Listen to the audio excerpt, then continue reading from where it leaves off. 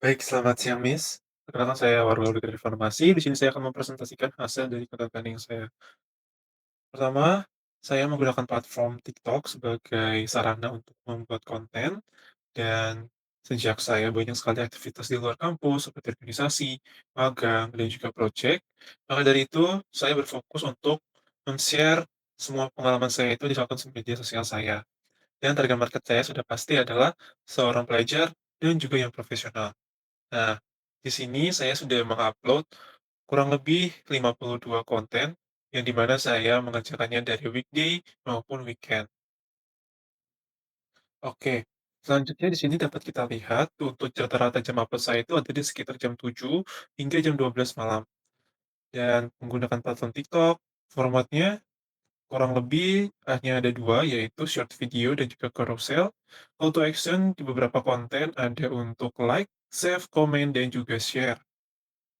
Nah, selanjutnya untuk engagement rate, ini saya sudah menghitung baseline IR saya, ada di angka 10,52%, itu saya asumsikan berdasarkan 10 konten terakhir, dan itulah yang menjadi baseline IR saya. Dari situ kita dapat melihat ada 3 konten yang merupakan yang terbagus berdasarkan IR. Yang pertama ada konten ini, 2 ini, 3 adalah ini.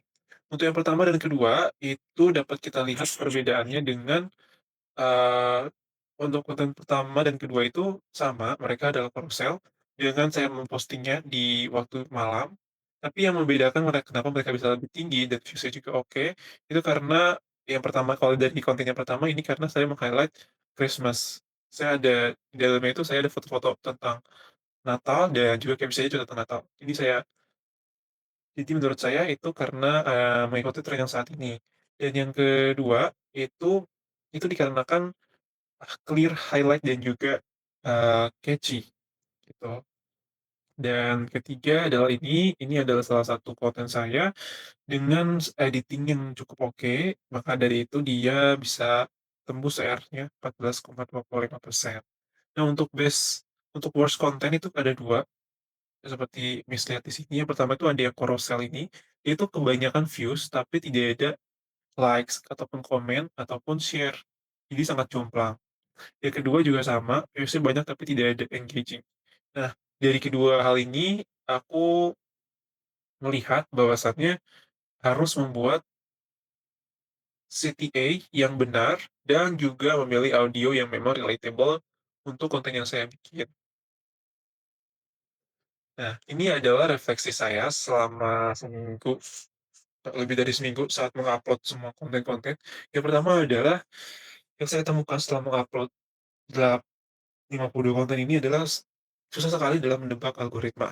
Ya, karena kan saat kita berasumsi konten yang kita bikin sudah pasti akan FYP, ternyata algoritma mengatakan hal sebaliknya.